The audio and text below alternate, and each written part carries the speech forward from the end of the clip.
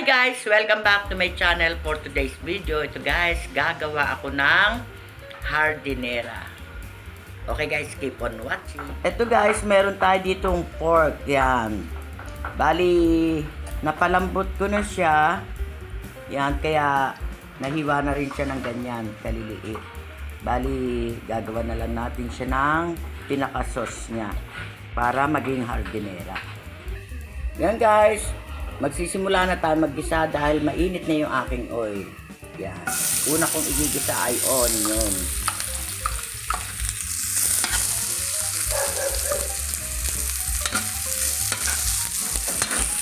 Yan, isusunod ko na itong garlic.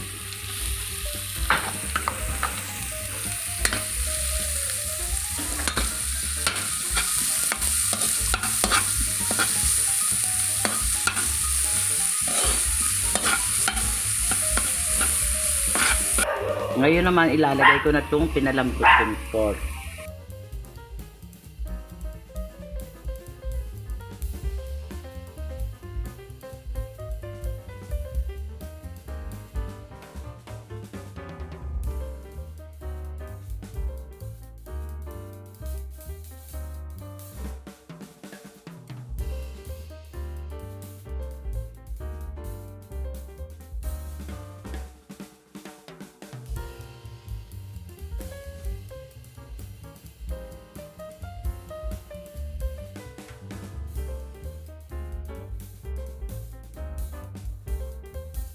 Yan, ilalagay ko na rin itong luncheon meat.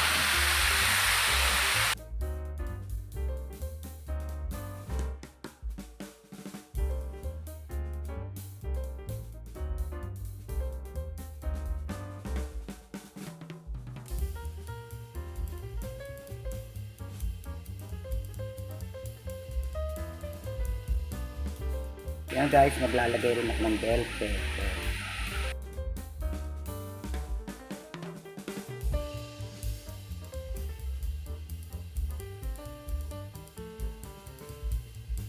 And then, maglalagay rin ako din ng tomato sauce.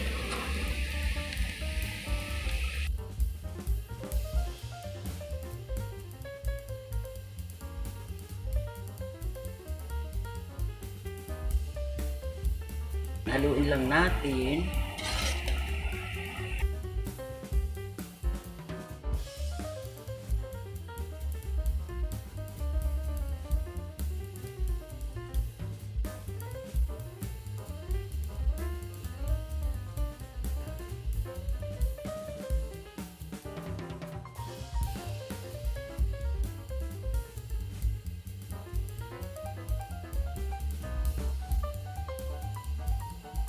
Yan, maglalagay naman ako ngayon ng paminta. Ayan.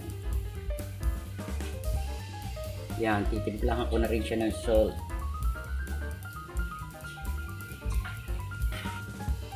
Mix lang natin.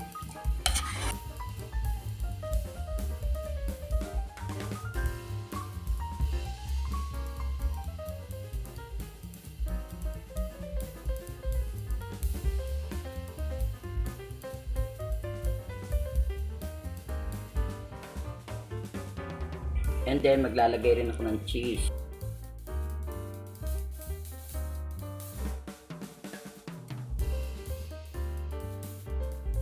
Haluin ulit natin.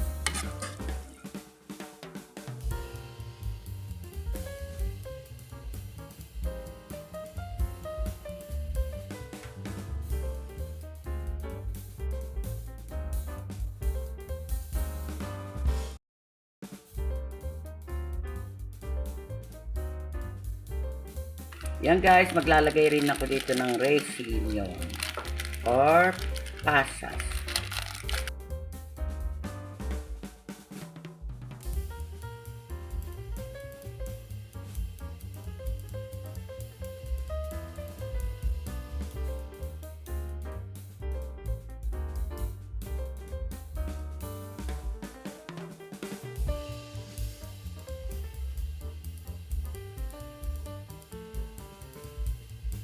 Yan guys, maglalagay rin ako nitong Knorr seasoning.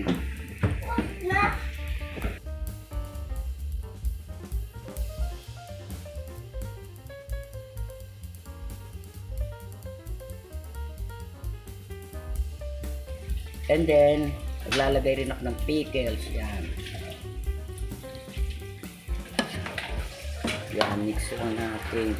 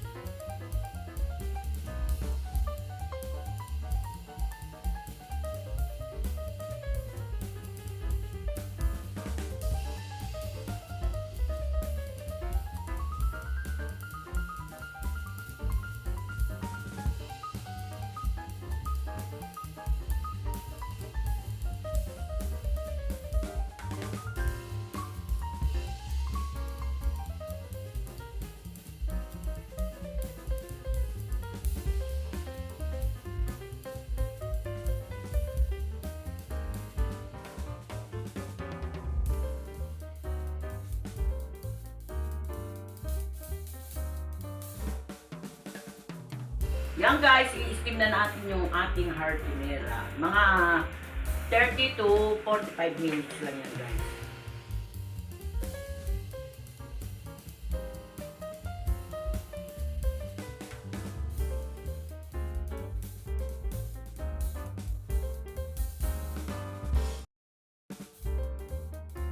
Guys, ngayon naman pagkatapos nating mag-ano ng Shanghai, ngayon naman ay magluluto ako ng kaldereta ng baka. Ang gamit ko nga pala ay Star Margarine. Yan, mainit na yung ating margarine at saka nag-melt na. Pwede na tayo magsimulang mag-gisa. Una kong igigisa ay onion. Yan.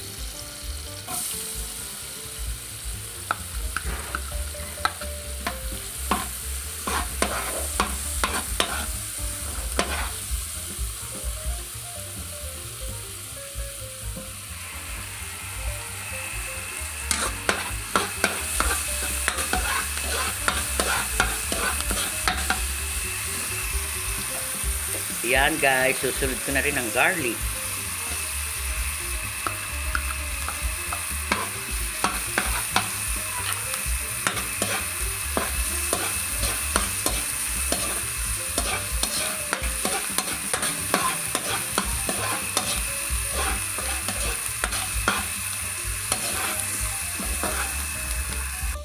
Yan, maglalagay na rin ako ng pepper. Maglalagay na rin ako ng salt. Mix lang natin. Ngayon naman, ilalagay ko na itong potato and carrot.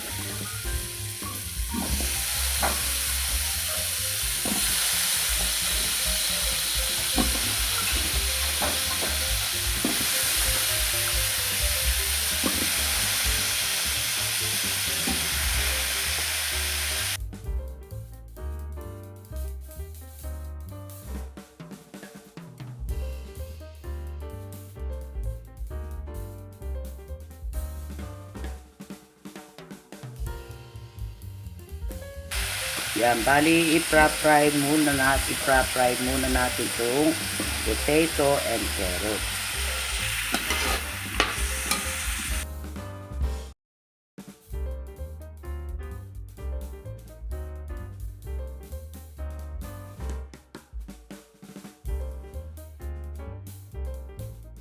Lalagay ako itong beef broth, yung pinagpalambutan natin ng ating beef.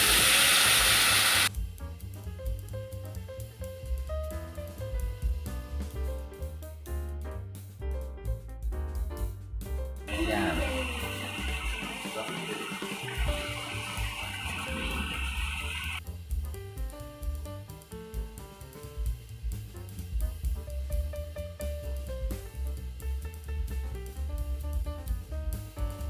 Ngayon naman maglalagay rin ako ng reno.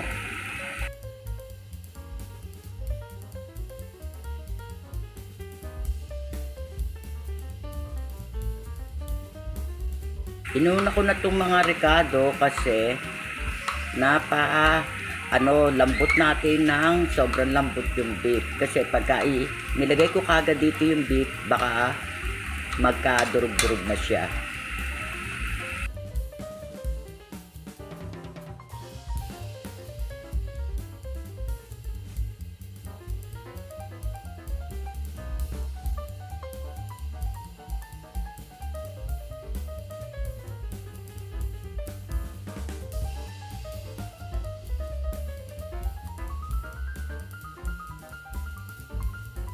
Ngayon naman guys, ito ilalagay ko na yung pinalambot nating beef.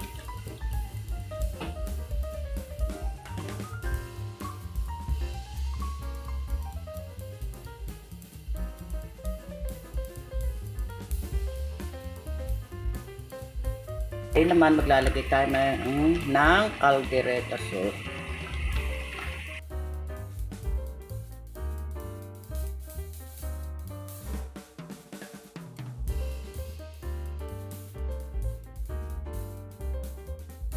And then maglalagay rin ako dito ng cheese. Yan. More cheese. Yan. Cheesy ang ating caldereta. Wow, looks yummy. Sarap. Yan, hayaan lang natin na mag-melt yung cheese. Yan, ngayon naman maglalagay ako dito ng bell pepper. Yan. Hinulit ko siya para medyo crunchy pa rin siya.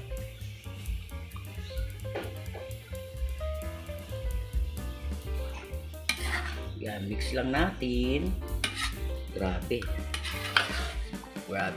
Ay guys, by the way, bago ko makalimutan, kaya nga pala ako nagluluto ng mga ganitong potahe katulad nung hardinera. Gumawa rin ako Shanghai. Today is my special day. Yan guys, 6 years old na ako. Oh, senior na si Mama Eve. Ito na guys ang finished product ng aking beef caldereta.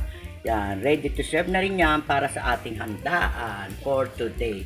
Wow, yummy. Amoy pa lang. Amoy pa lang. Yan. Nakakagutom na. Guys, nakasalang na uli ang ating kawali. Ang susunod kong ilulutuin ay sweet and sour. Pork sweet and sour. Yan. Keep on watching. Yan. Pwede na tayo mag-gisa at mainit na yung ating oil. Yan.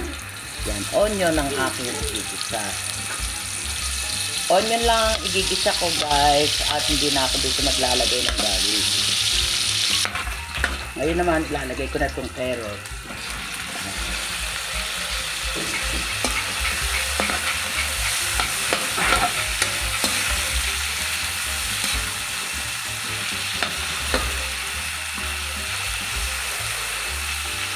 Yan, maglalagay na rin ako ng pepper. Maglalagay na rin ako ng salt. Yan, mix lang natin. Tapos guys, ito yung pork na aking prinay. Yan. Yan, ilalagay ko na rin.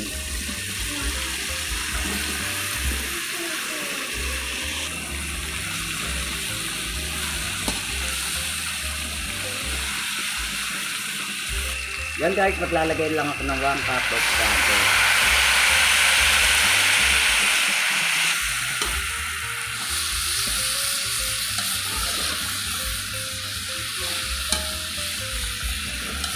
Yan guys, maglalagay rin ako ng vinegar. Yan.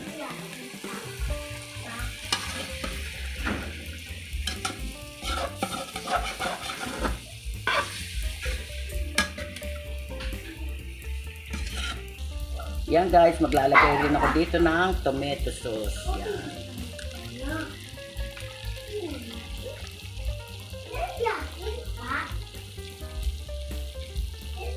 Yan, mix lang natin.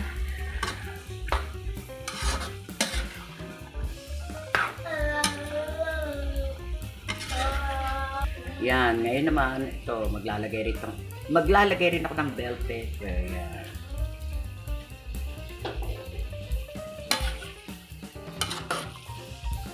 Wow, yummy.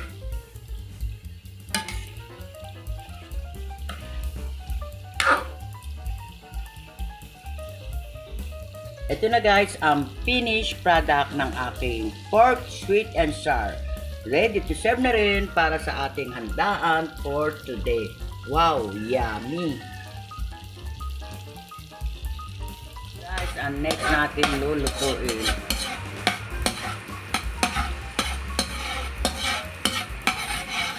Bali, ang gamit ko ngayon ay butter naman. Kanina ay margarine.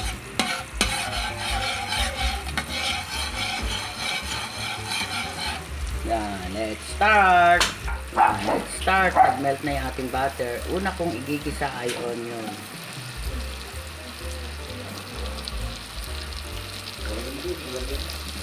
Yan.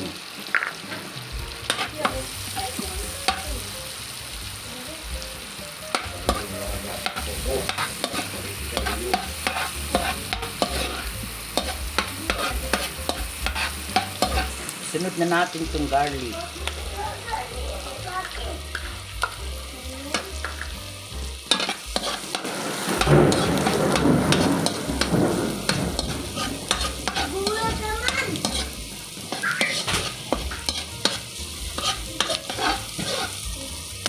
Yan, maglalagay na rin ako ng pepper and then salt.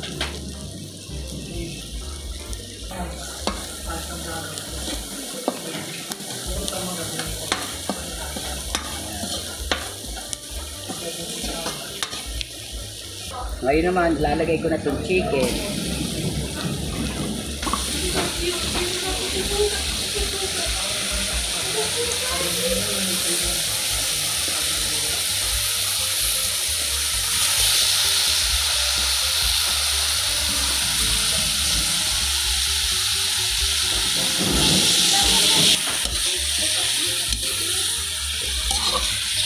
Yan, haluin lang natin.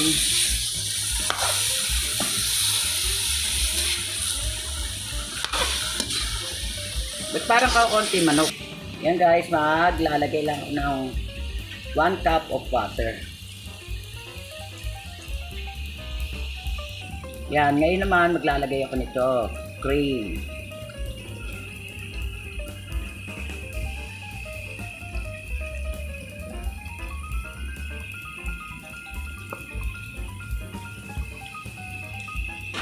Yan, maglalagay rin ako ng bell pepper.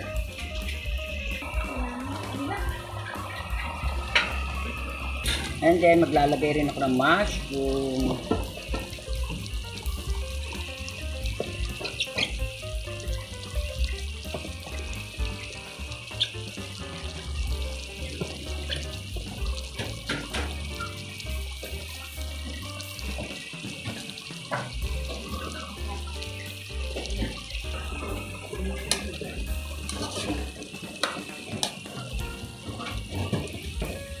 Yan, maglalagay rin ako ng quail egg. Wow, yummy.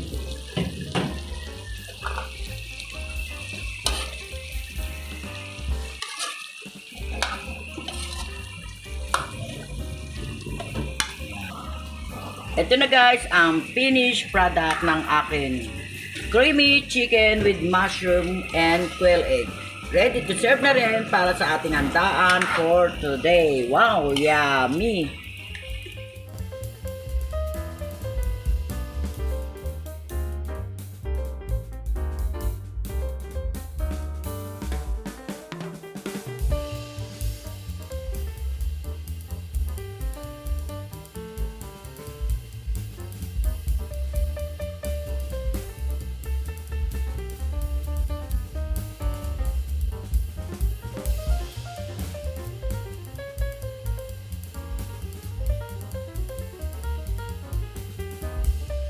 Yan guys, bago ko i-end tong video ko, gusto ko munang magpasalamat unang-una kay Lord sa another year of life. At syempre, gusto ko rin mag-thank you sa aking family. At kay Habi na laging andyan pagka kailangan ko yung mga ingredients na gagamitin ko sa aking pagluluto. Yan, siya ang nagpre-prepare niyan sa mga ingredients na kakailanganin ko. Tapos, syempre sa aking mga butihing anak. Yan. Dahil hindi ko alam na talagang ito ang pinakamalaking sorpresa nila sa aking edad na 60 years old. Kasi hindi ko akalain na yung aking anak na panganay ay may palitsyon pa, o diba? Tapos yung aking namang pangalawang anak ay may money bouquet. Tapos yung aking ikatlong anak naman may binigay sa aking toaster. Tapos yung aking pang-apat na anak with her husband ay nagbigay sa akin ng gold earring. At si Bunso, kahit wala pang work sa inyo, nakapagbigay siya ng 5,000 cash at saka isang cake. Iyon, sa kadahilanan, siya ay naging scholar ang pinapasukan niyang school. With honor pa siya, o diba? Kaya, yung payback. Kaya, salamat talaga sa aking mga anak. Napaka blessing nyo talaga sa akin. Kasi, lagi nyo akong binibigyan ng kaligayahan. Kaya, sobrang blessed talaga ako. Hindi ko ito makakalimutan habang ako ay nabubuhay. Dala-dala ko ito hanggang sa aking kamatayan sa pagpapasaya nyo sa akin. Yun lang guys ang masasabi ko. At thank you rin pala sa mga bumati sa aking kaarawan. Yan, uulitin kong muli. Salamat sa aking pamilya. Bye! At kung bago lang kayo dito sa channel ko pala, please like, share, and subscribe. And take care always. God bless you all.